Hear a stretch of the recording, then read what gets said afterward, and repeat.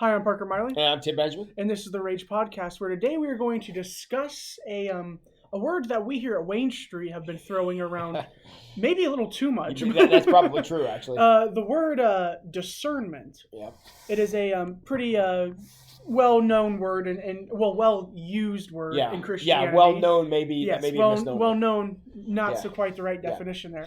But I think it's important for us to understand what the heck actually is discernment. And before we go any further, I want to share just one piece of scripture that is very mirrors many other different verses as well, and you'll see why. It comes from the book of James, chapter 1, verse 5. If any of you lacks wisdom, let him ask God, who gives generously to all without reproach, and it will be given to him.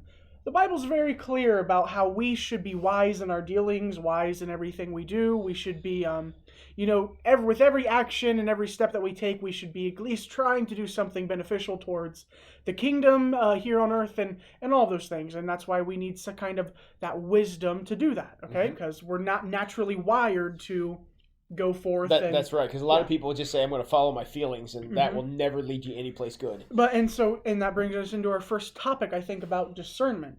And that is to go in through a process of discerning something, you must first recognize what do you yourself personally, right now, in whatever situation you are in, what do you want? Yep. And you got to take into account your own personal biases and your own personal tendencies and your own personal, what's going on inside of you, things that you value, things that you don't. All that goes into the process. And if you pretend like those aren't there or pretend like they're not affecting you, that means they're steering you, is what that means.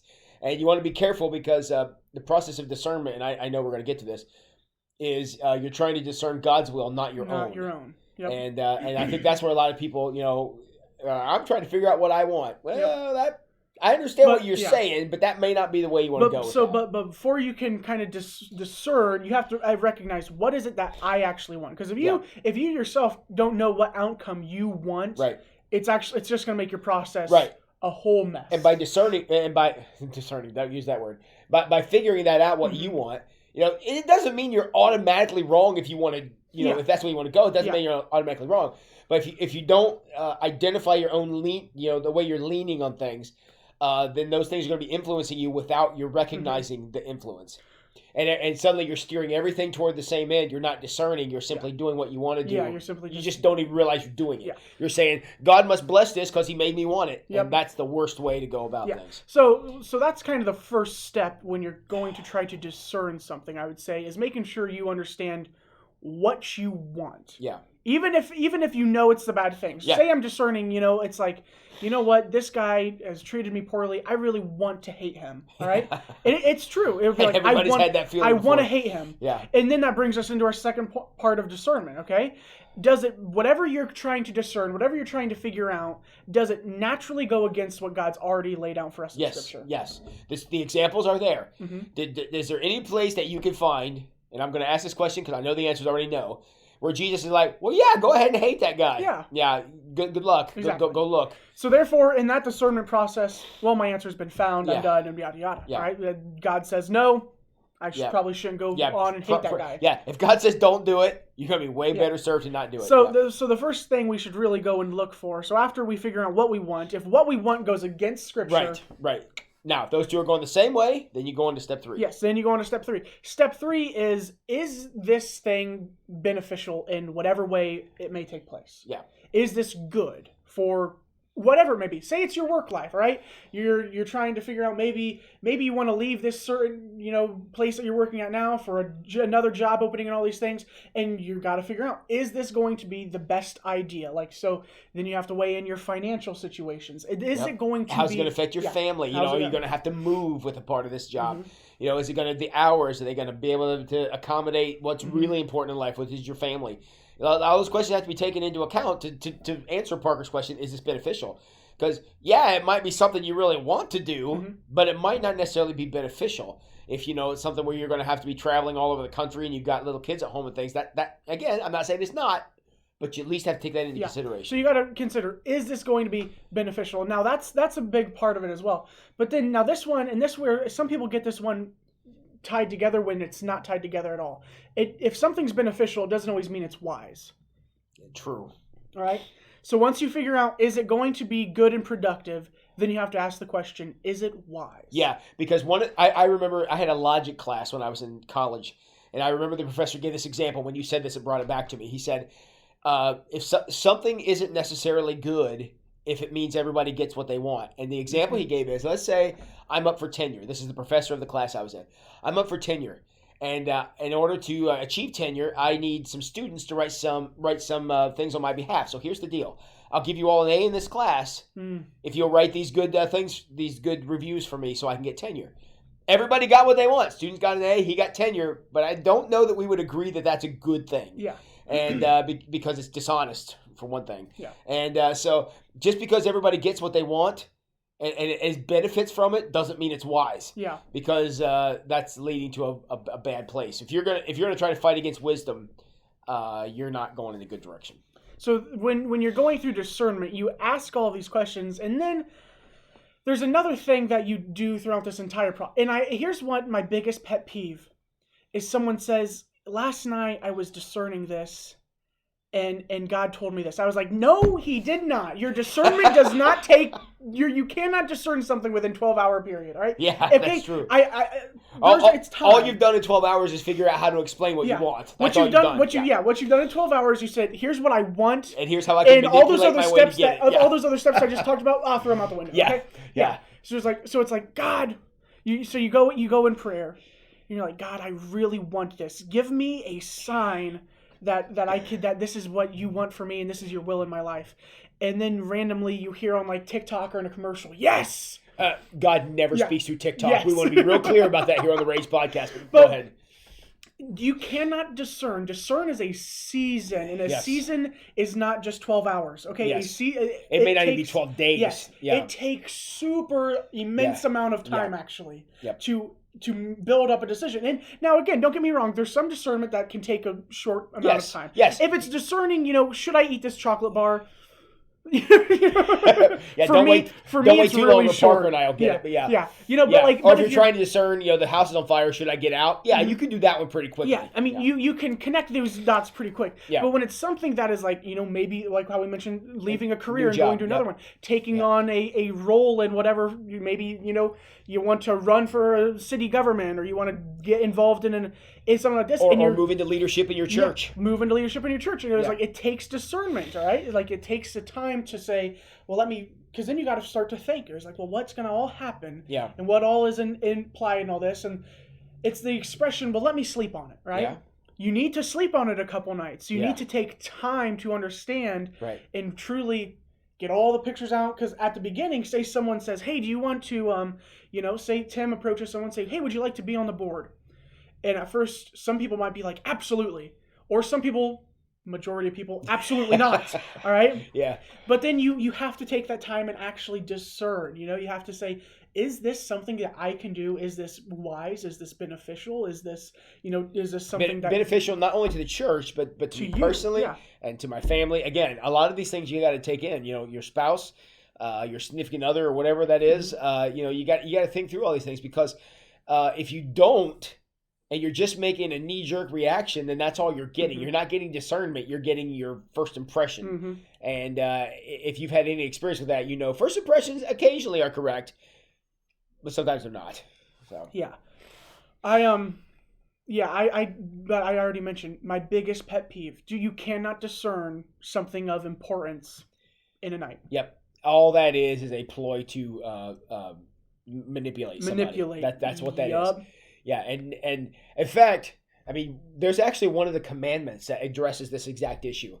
I believe it's number 4. Don't use God's name in vain. Do you know what that actually means? It doesn't mean say, oh my, whatever. That's not what that means. It means don't ever say that God said something that God didn't say. That's what it means. That was beautiful right there. That hits it all. That hits it. Yeah. That is exactly what my pet peeve is. It was like, God says no. Yeah, well, that made God's top 10 to not do that. I was like, don't do that. Yes. Oh, it irritates the crap irritating, out of me. Yeah. And so all these things, and I was like, and then for me, it's always, so you think your discernment process is better than mine? Because I've been at this thing for years, and I'm still here. Yeah, but so Oh man, that is taking the name of the Lord in vain. Yeah, that is certainly, and that's exactly what it is.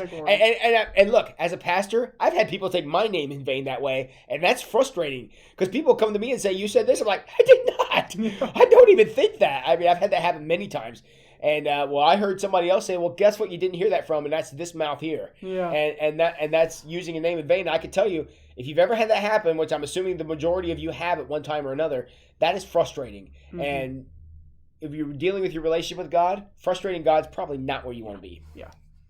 So we have been blessed with the knowledge to be able to discern certain life problems. The ability to discern. You know, the blessing of the Holy Spirit with us and being able to kind of guide us and reveal to us all those answers over time, mm-hmm. right? And work throughout that season. And we even have biblical examples of this. I mean, Jesus did it multiple times. Went out to the wilderness to fast for 40 days. He encountered Satan out there, but that was the first obstacle Jesus had to overcome in discerning what his calling actually was. Mm-hmm. You know, we had other times where it says there were still people in the crowd who wanted healed, and Jesus is climbing the mountain to have time with the Lord. So even Jesus took time to do that. And let's be honest, if Jesus needed time to do that, how much more time do we need to spend on that? Yeah. And, another time the disciples came along and said, "Hey, here's this little boy that has a demon. We can't cast it out." And he says, "These kind can only come out through prayer and fasting." And he said that because it takes time sometimes to get mm-hmm. over these things. And if we're not willing to put in the time or want an answer right now, we don't want to wait for it, like everything else in life, mm-hmm. Then all you're getting is yourself reflected back at you, not God. Yep. So. And if you know anything about yourself, not a good idea. Yeah. Since you know yourself better than anybody else, do you really want you making those kind of decisions by yourself? But talking about prayer and fasting, that's another big part of discerning as well.